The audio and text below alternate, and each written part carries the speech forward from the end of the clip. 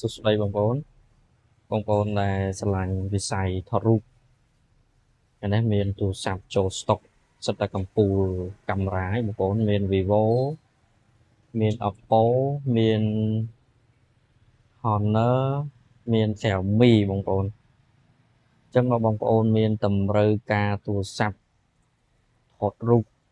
តម្លៃសមរម្យមាន500ជាងមាន400ជាង300ជាងក៏មានដែរបងប្អូនអាចមកមើលបានឬក៏ឆាតសួរបានបងប្អូនមិនថានៅតាមខេត្តនៅភ្នំពេញអាចផ្ញើបានគ្រប់ខេត្តបងប្អូនតម្លៃតាមជាក់ស្ដែងតាមអវ៉ាន់មានតែប៉ុណ្ណឹងដើមទេបងប្អូនឬក៏បងប្អូនត្រូវវាយដោះដូរក៏អាចមកវាយដោះដូរបានដែរ